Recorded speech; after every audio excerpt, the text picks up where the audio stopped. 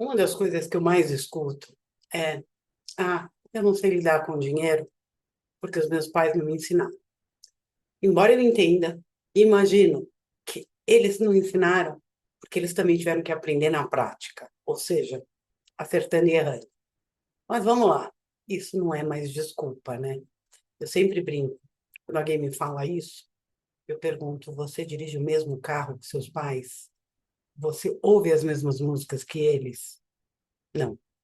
Então, o que você quis fazer diferente, você fez. Podemos fazer isso diferente. E podemos começar ensinando os filhos. Embora eu veja muita gente falar assim, mas eu não entendo nada de finanças, de economia, de matemática financeira, isso não impede que a gente consiga dar, no dia a dia, lições para eles. As decisões vão ser deles. Eu tenho dois irmãos, nós somos criados pelo mesmo pai e pela mesma mãe. E nós temos formas de lidar com dinheiro totalmente diferentes, mais diferentes até do que as pessoas imaginam. Mas isso é assunto para um outro vídeo. Então, já que a gente resolveu já que vamos fazer diferente, se você realmente quer garantir que seu filho tenha um futuro financeiramente saudável e tome boas decisões, esse vídeo é para você. E eu vou revelar aqui 7 lições essenciais sobre dinheiro que todo pai ou mãe deveria ensinar para os filhos agora, antes que seja tarde demais, e não faz a menor diferença quanto conhecimento você tenha sobre nenhum dos assuntos que eu já falei. Então, já vou adiantar, não vou falar nem sobre poupança, nem sobre mesada. O conceito é um pouquinho mais amplo e mais fácil. Mas, antes de continuar, deixa eu me apresentar. Sou Silvia Machado, mentora e palestrante sobre saúde financeira e comportamento financeiro, e te ensino a organizar o seu dinheiro para tomar decisões financeiras inteligentes com segurança. Vamos lá, eu falei que eram 7 lições, né? Primeira lição é o valor das coisas. Não estou sugerindo que ninguém pegue boleto de escola e fique esfregando na cara do filho, contando para ele quanto custa estudar naquela escola. Na verdade, são simples exercícios que podem até se tornar um pouco divertido. Como, por exemplo, quando você for ao supermercado, dê um valor para cada um deles e deixe-os livre para fazer escolhas. Pode até ser que depois você continue a brincadeira fazendo uma comparação, nunca uma competição, tá?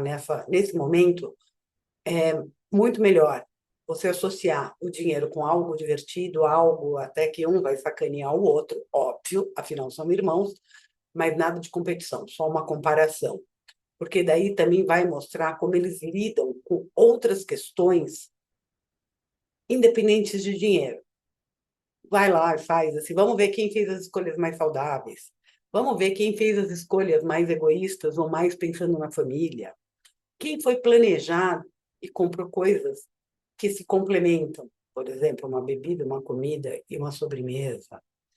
Então, é interessante depois você fazer esse exercício.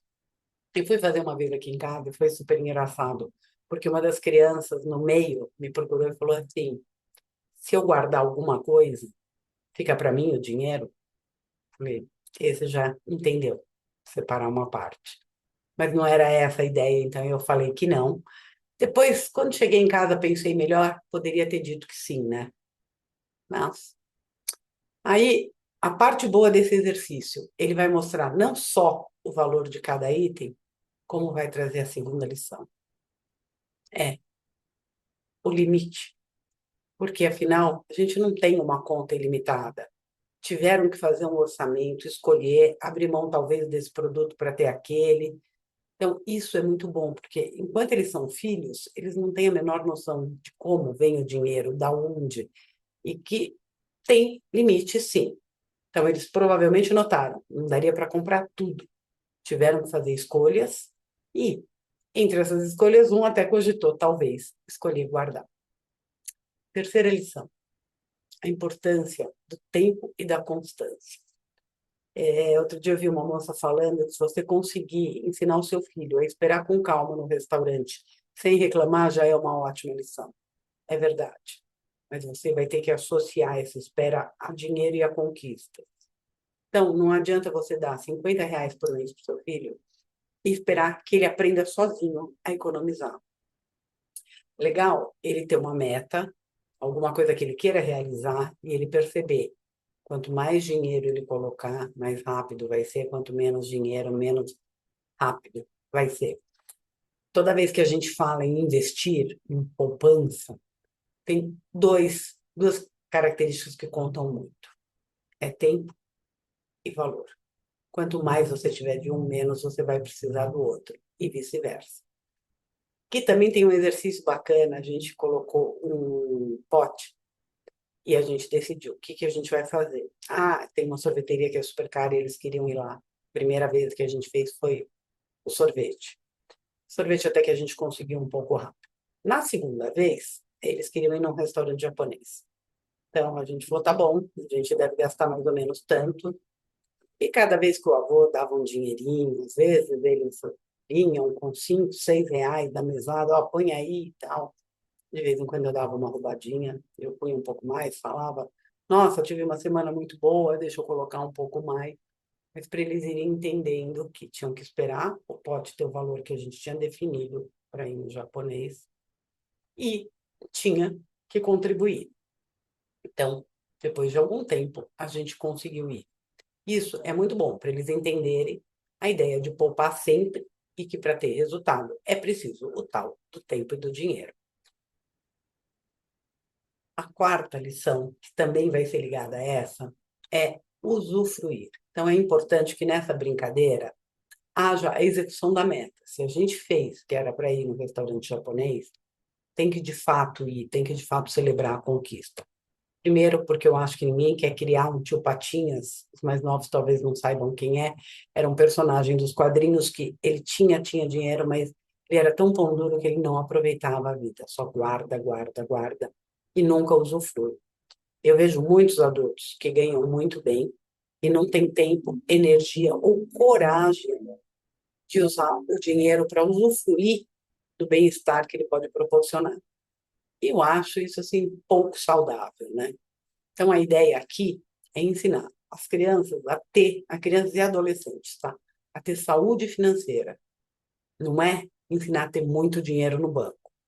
Se algum dia ele conseguir os dois, ótimo. Então, é importante que na hora que você conseguir o valor do que foi estipulado por vocês, que seria a meta, que realmente tenha isso, seja meio uma comemoração, oba, conseguimos. No mês seguinte, você põe uma meta um pouquinho maior. A quinta lição, valorizar o seu trabalho, o trabalho deles e de terceiros. Uma vez eu ouvi numa escola, era dia das profissões, sei lá, e perguntaram para uma criança o que o pai dela fazia. E ele respondeu, eu não sei. Mas deve ser algo muito ruim, porque ele está toda hora bravo, ele chega em casa de mau humor, de manhã ele sai desanimado.